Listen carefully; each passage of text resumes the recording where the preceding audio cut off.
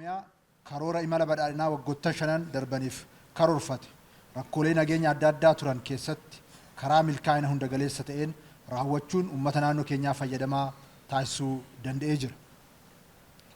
Bara 2018 kun bara biyyi keenya badhaadhina lammiilee ishii milkeessuuf boqoo ol qabachuuf eegaltee fi olkeensa biyyaa itti jalqabdedha. Keessattuu pirojektoonni murteessoo ta'an yeroo itti xumuramee guddina biyya keenyaaf gumaacha olaanaatti taasisuu eegalanii fi yeroo itti pirojektoonni gurguddoon tarsiimaa ta'an egeree biyya keenyaa sadarkaa olaanaatti ceesuu danda'an bu'uurri itti taa'edha. Filannoon marsaa 7ffaa karaa dimokiraatawaa fi qaqqabeessa ta'een gaggeeffamee sagalee uummataas akka kabajamu taasisuun shaakalliin mirga dimokiraasii biyya keenyaa sadarkaa tokko ol kaasee qaamoleen taajjabdoota biyya alaa fi hundaa olitti uummatni biyya keenyaa gahee isaa adda durummaan bahachuun yeroo kamiyyuu caala dimokiraasummaan filannichaa kan itti mirkanaa'edha. Filannoon bara kanaas karaa nagaa ta'een akka gaggeeffamuuf qaamoleen nageenyaa karoora of danda'e hoogganamuun rakkoon nageenyaa kamiyyuu filannoo dura, guyyaa filannoo fi filannoo booda akka hin uumamneef xiiqiidhaan hojjetaa turaniiru.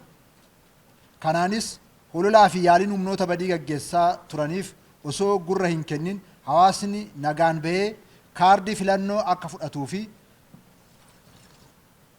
sammuu bilisaatiin abbaa barbaade akka filatuuf haalli mijaa'aan uumamee filannichi karaa nagaatiin gaggeessuun danda'ameera. Keessattuu hawaasni keenya bal'aan hololinaa afarsuu osoo gurra hin kennin roobaa fi aduu osoo hin jenne aarsaa guddaa kaffaluun ijaarsa sirna dimokiraasii akka biyyaatti ijaaruuf deemnu akka milkaa'uuf gahee bakka buutee hin qabne waan taphateef seenaan haaraan akka barreeffamu taasisuu isaatiin uummata naannoo keenyaa onni irraa galateeffachuun barbaada. Galatoomaa ulfaadha jechuun barbaada. Kabajamaa fayyaa'ii kabajamtoota misirsa caffee mootummaan naannoo keenyaa waa hunda caala nageenya mirkaneessuu fi olaantummaa seeraa kabachiisuuf xiyyeeffannoo olaanaa kennee hojjechaa jira. Addunyaan yeroo ammaa guddina dinagdee, raafama siyaasaa fi jijjiirama hawaasummaatiin rakkoo nageenya walxaxaa keessummeessaa jiraachuun ishee ni beekama. Dhiibbaan kun biyyaa fi naannoo keenya keessatti qormaata guddaa ta'aa tureera. Rakkooleen dhiibbaa idila addunyaan uumame kana akka carraatti fayyadamuudhaan humnoota baandaa ta'anii seenaa boodatti hafaa leellisan nagaa fi tasgabbii naannichaa keessatti akka hin uumamne wixxifachaa turaniiru.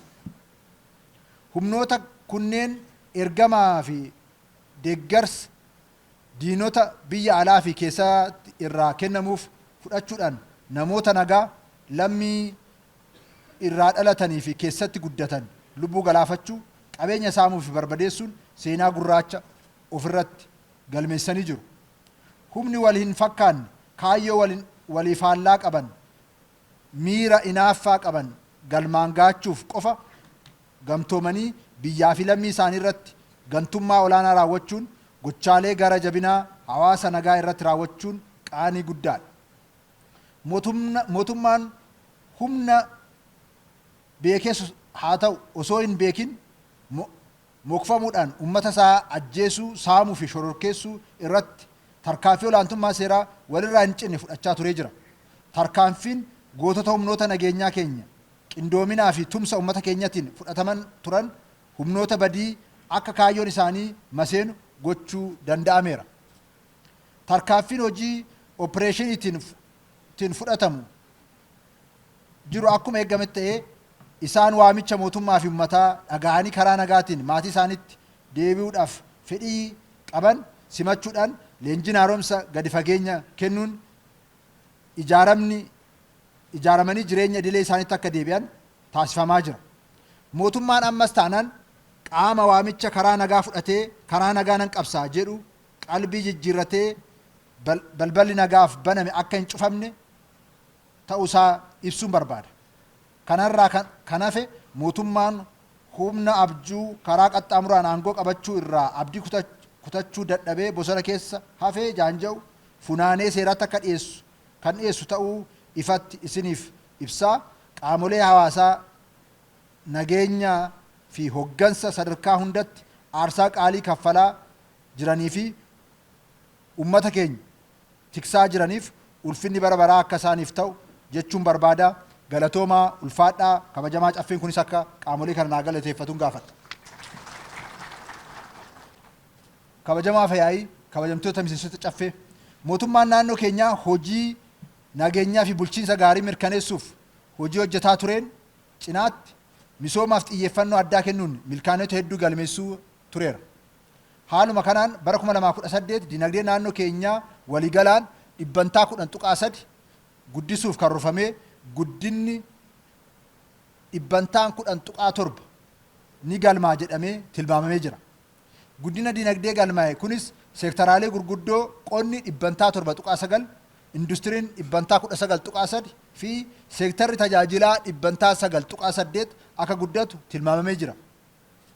Gama biraatiin jijjiirama caasaa dinagdee uumamaa jiruutiin ga'een qonni hundamtaa dinagdee galii naannoo keenyaa keessatti qabu bara 2017tti 42.3 irraa ture bara 2018tti gara 441.7tti akka gadi bu'uu fi ga'een industirii yeroo wal fakkaatu keessatti 18.3 irraa gara 19.7tti akka ol guddatu tilmaamamee jira.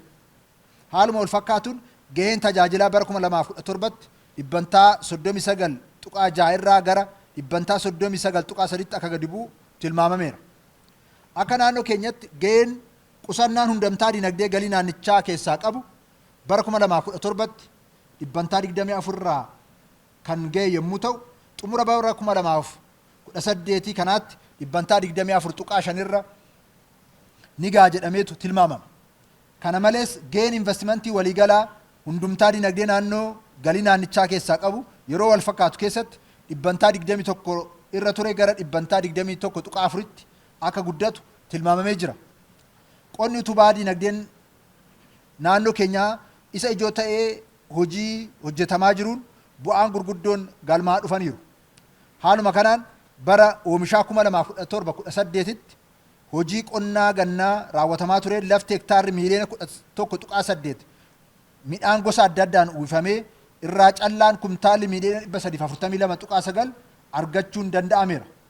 Gama biraatiin misooma qonna gannaa bara oomisha 2018-19tti yeroo ammaa gaggeeffamaa jiruunis sirna oomishaa adda addaa dabalatee lafa hektaara miiliyoona 12.3 facaafamu irraa oomisha kumtaala miiliyoona 393 argachuuf karoorfamee hojiin hojjetamaa jiruun hanga amma kanaatti lafti hektaarri miiliyoona 9.7 facaasaaf kan qophaa'e yommuu ta'u hektaarri miiliyoonni 5.2 midhaan gosa adda addaan uwwisuun danda'ameera. Kabajamaa fayyaa'ii kabajamtoota miseensota caffee qabeenyi uumamaa misooma itti fufiinsa qabu mirkaneessuuf oomishaa oomishtummaa dabaluu keessatti iddoo olaanaa qabaachuu isaa ni hubatama. Hojiin kunuunsa biyyee fi bishaanitiif taasifamaa tureenis daagawwan adda addaa kiiloomeetira miiliyoona 1.2 lafa hektaara 495 171 irraa dhorkuun istiraakcharoonni garaagaraa tajaajila lammummaan hawaasni keenya miiliyoona 8.9 hirmaachuun hojjetaniiru.